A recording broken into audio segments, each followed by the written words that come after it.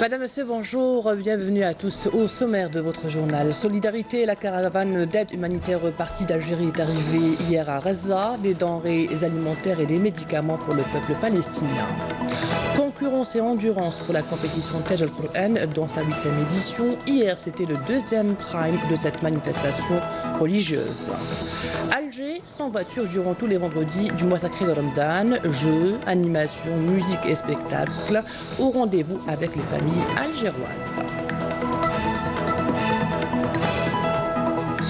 Tout d'abord, le président de la République, Abdelaziz Bouteflika, a adressé un message de félicitations à son homologue de Géorgie, Giorgi Margvelashvili, à l'occasion de la célébration de la fête nationale de son pays, lui réaffirmant son entière disponibilité à œuvrer au resserrement des liens d'amitié et de coopération entre les deux pays.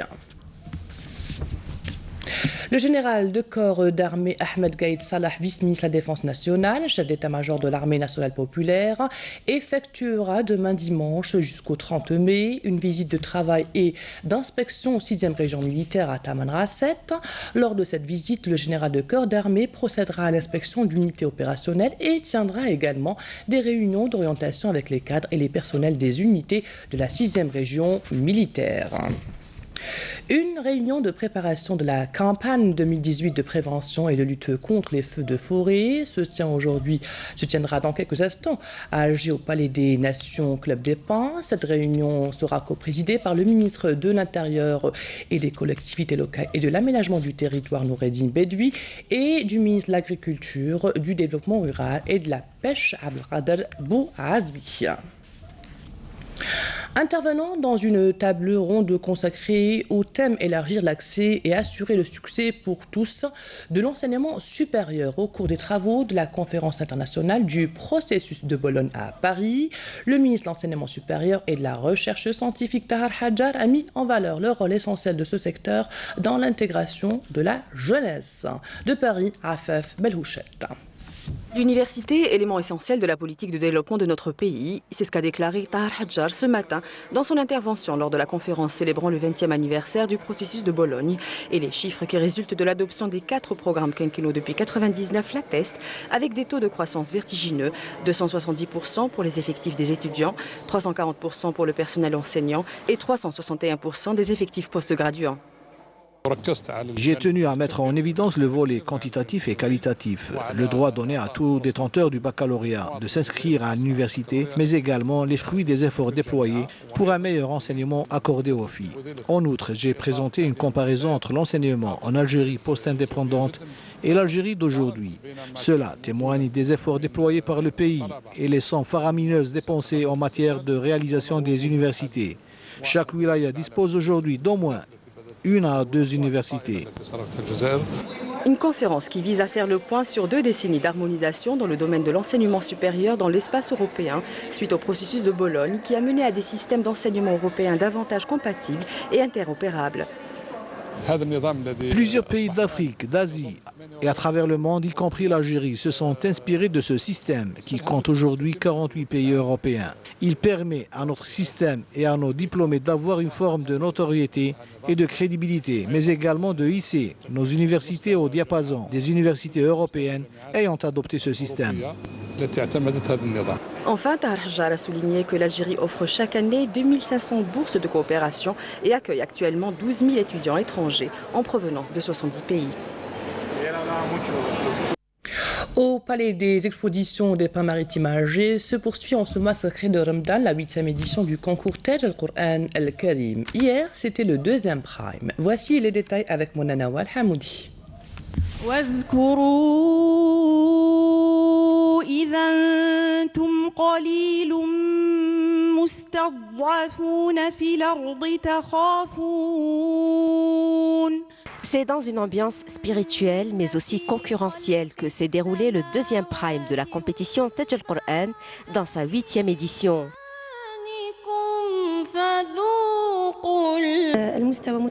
Les candidats ont des niveaux équivalents, seuls quelques détails peuvent faire la différence. Pour nous les candidats, c'est un honneur de prendre part à cette compétition car Taj al-Qur'an est une véritable école.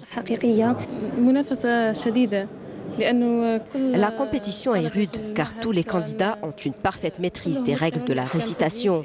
Mais chaque candidat a des atouts propres à lui. Taj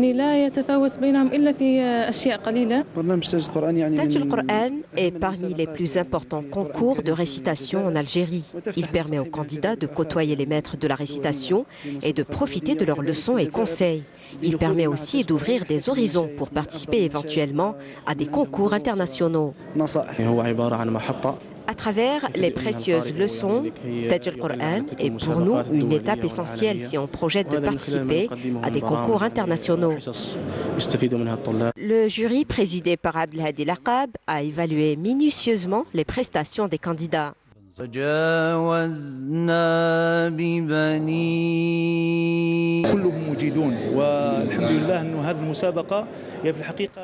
Les étudiants sont tous compétents, mais le concours est sélectif et nous devons choisir le meilleur. Pour ce faire, nous passons au crible les moindres lacunes dans la récitation. L'invité d'honneur de ce deuxième prime était Abdelkader Hida, le représentant de la Zawiya Belkaïdia. L'invité est revenu lors de son intervention sur l'impact du Saint-Coran comme guérison et miséricorde pour les croyants. La 13e édition de Doros Mohammedia se poursuit au niveau de la Zawiya Belkaïdia à Alger. Les sources de la législation islamique est le thème retenu pour cette édition. Cette manifestation, qui s'étalera jusqu'au 1er juin prochain, prévoit 21 conférences traitant de la thématique de cette édition en présence de ulama et d'experts en fiqh du monde arabe, dont l'Algérie, la Tunisie, la Libye, le Maroc, l'Égypte, le Liban, la Jordanie, la Syrie, le Yémen, le Soudan et la Mauritanie. Place maintenant la solidarité. Comme de coutume, l'Algérie a toujours été solidaire avec le peuple palestinien. La caravane d'aide humanitaire est arrivée hier à Gaza, une caravane dotée de denrées alimentaires et de médicaments. Kamila Melal. Offrir de l'aide matérielle et morale au peuple palestinien pendant ce mois de Ramadan, c'est la mission de cette caravane algérienne de solidarité arrivée hier dans le sol de la bande de Gaza. Une aide composée essentiellement de produits alimentaires mais aussi de médicaments. Une bouffée d'oxygène pour une population asphyxiée par un blocus israélien qui dure depuis des mois. Ces caravanes de solidarité devraient alléger le poids écrasant du blocus israélien sur des milliers de familles palestiniennes. Si cette opération humanitaire constitue une preuve de la solidarité du peuple algérien avec le peuple palestinien, elle reflète également la constante position de l'Algérie à l'égard de la lutte de ce peuple frère pour sa libération. Ces aides humanitaires qui viennent de la part des associations caritatives et de nos frères algériens contribuent en grande partie à soulager un tant soit peu la souffrance des Palestiniens. Un soutien indéfectible et une solidarité que tout Algérien voue à la cause palestinienne. Restant à l'étranger, un Palestinien est décédé ce samedi suite aux blessures par balle lors des affrontements d'hier avec les soldats de l'occupation israélienne le long de la frontière orientale de la bande de Gaza avec Israël, alors qu'au moins 25 autres manifestants palestiniens ont été blessés hier. L'armée israélienne a tué 115 Palestiniens et en a blessé environ 13 000 autres depuis le 30 mars dernier, premier jour de la grande marche du retour, a déclaré le porte-parole du ministère de la Santé palestinien. Moins de 24 heures après avoir annulé sa rencontre très attendue avec Kim Jong-un, Donald Trump a affiché hier son optimisme sur les discussions avec la Corée du Nord, allant même jusqu'à évoquer le possible maintien du sommet du 12 juin prochain à Singapour. Ce nouveau rebondissement, alors que diplomates et analystes tentaient encore de décrypter la spectaculaire annonce de la veille, brouille un peu plus les cartes et alimente les spéculations.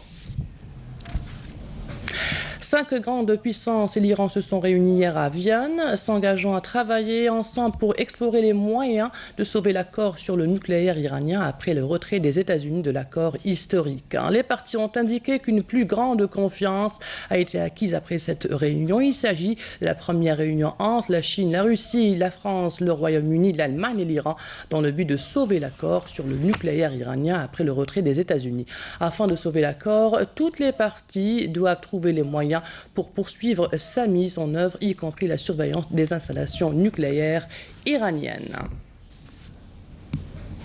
À Amman, le cyclone Mekounou a redoublé d'intensité hier au moment où il frappait le sud du pays, provoquant la mort d'une adolescente après avoir coûté la vie à au moins 7 personnes sur l'île yéménite de Socotra. Ce premier cyclone tropical de la saison 2018 dans l'océan Indien Nord est passé en catégorie 2, ont indiqué les services météorologiques omanais sur Twitter.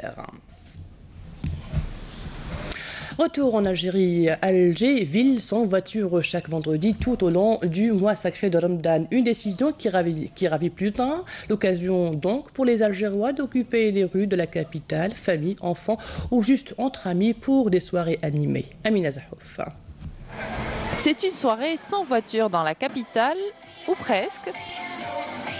Chaque vendredi et tout au long du mois sacré, les rues d'Alger Centre se transforment en une grande cité de loisirs au grand bonheur des Algérois, avides d'ambiance et d'animation. C'est une bonne initiative, ça nous permet de sortir en famille le soir et de nous défouler un peu après une longue journée de jeûne. Pour les petits enfants, je suis venue principalement pour les enfants. Chaque vendredi, ils auront la chance de sortir pour s'amuser, idem pour les vacances d'été. Chaque vendredi, c'est très agréable que ce soit pour nous ou pour nos enfants.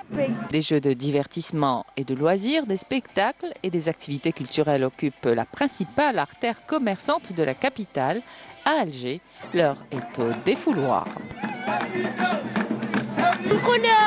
Je remercie mon papa qui m'a ramené ici. Je suis très content. On ne peut pas rester à rien faire à la maison. On est sorti. On est venu pour jouer et se dépenser. On est là pour faire plaisir aux enfants. C'est un travail bénévole. Notre seule récompense, c'est leur satisfaction.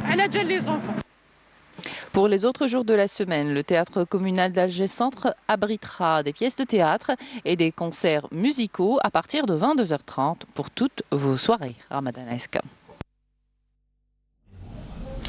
Et c'est la fin de cette édition préparée par la rédaction de Canal Algérie. Merci à vous de l'avoir suivi. Dans quelques instants, les prévisions météo de Faria Chir. L'information continue sur notre site entv.dz, sur YouTube Canal Algérie ou sur notre page Facebook. Merci, au revoir.